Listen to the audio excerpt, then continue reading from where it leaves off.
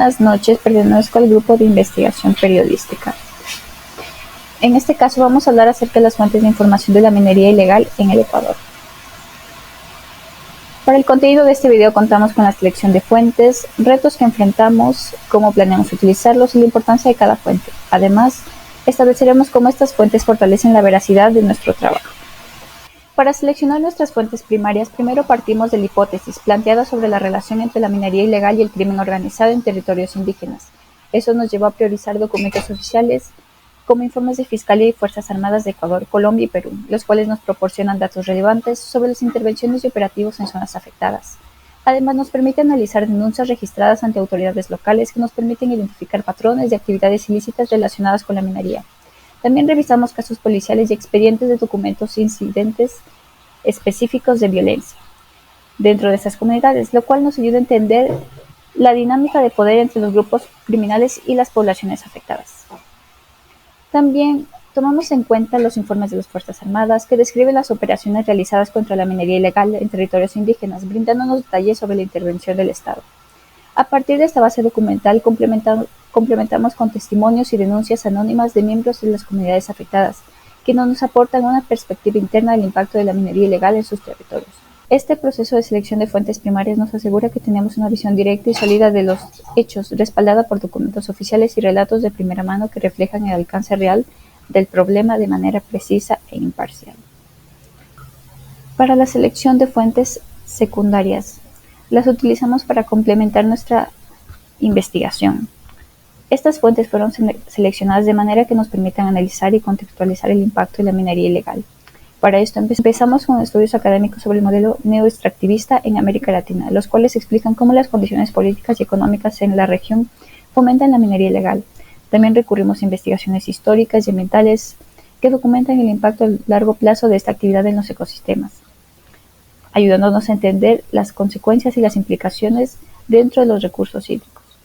Además, analizamos reportajes y artículos periodísticos que investigan la relación entre la minería ilegal y las redes de crimen organizado, proporcionando evidencia sobre cómo estas redes se infiltran en las comunidades locales. Y por último, revisamos la legislación, como la Ley de la Minería del Ecuador y el Convenio 169 de la OIT, para evaluar los límites de la regulación estatal en la protección de los territorios indígenas. Estas fuentes secundarias nos permiten contrastar y enriquecer la información obtenida de las fuentes primarias, brindándonos una visión más completa y crítica del tema. Por último, tenemos la selección de las fuentes anónimas. Las fuentes anónimas juegan un papel crucial. Seleccionarlas requiere un enfoque cuidadoso, ya que es necesario buscar testimonios de personas dentro de las comunidades afectadas por la minería ilegal y de individuos que puedan aportar información sin comprometer su seguridad. Para esto es necesario evaluar cada testimonio anónimo para asegurar que sea confiable y esté alineado a otros datos recolectados. Nos permiten acceder a detalles de otro modo quedarían ocultos, brindándonos una perspectiva directa sobre las dinámicas de poder y el impacto en el territorio, sin poner en riesgo a los informantes. Para esto tomamos en cuenta las denuncias anónimas relacionadas con extorsión y secuestro, ya que muchas personas temen por represalias al realizar sus declaraciones. Estas denuncias permiten vislumbrar la situación de riesgo que enfrentan las comunidades afectadas por la minería ilegal.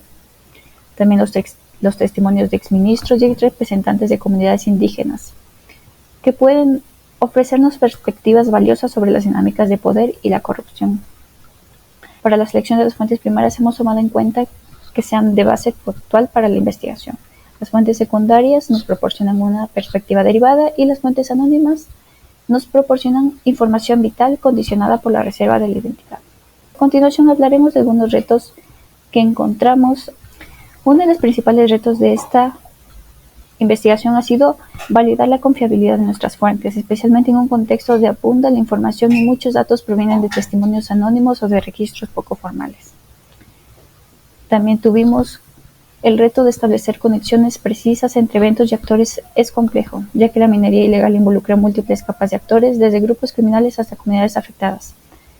Además, el hecho de asignar fechas a cada acontecimiento se vuelve complicado debido a la falta de documentación oficial en algunos casos.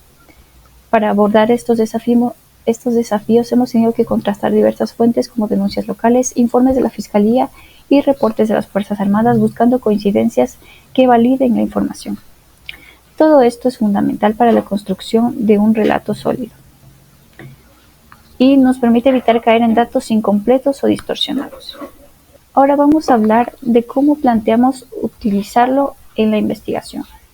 Esta información nos sirven, además de base, nos sirven para contrastar información. Usar fuentes primarias y secundarias nos ayuda a comparar datos y verificar la veracidad de los hechos.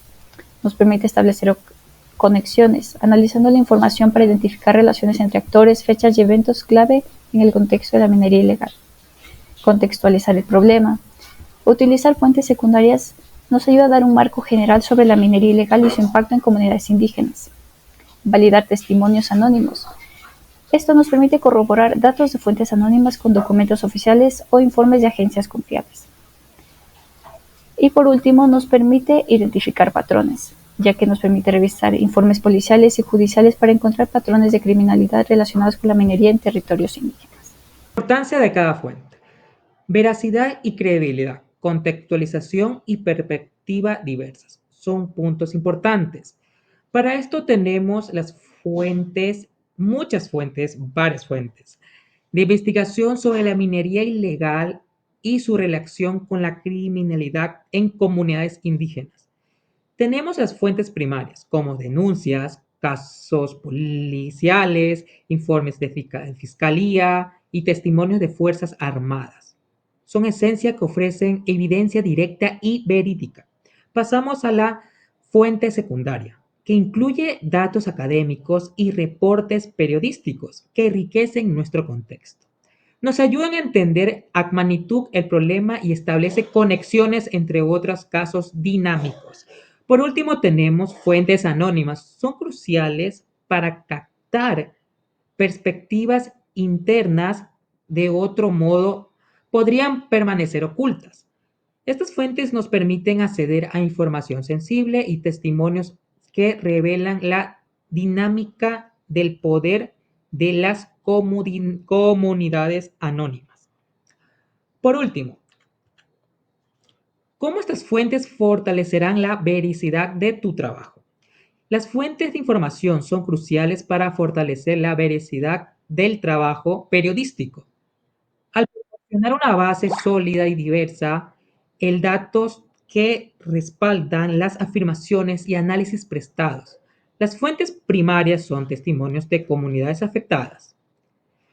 Asimismo, las fuentes secundarias como informes gubernamentales y la ONG aportan un marco legal. Por último, tenemos las fuentes anónimas que y proporcionan información sensible que puede revelar aspectos ocultos y criminalidad asociada. Juntas, estas fuentes contribuyen a crear un relato más preciso y equilibrado, lo que aumenta la credibilidad del trabajo periodístico. Muchas gracias. Gracias por su atención.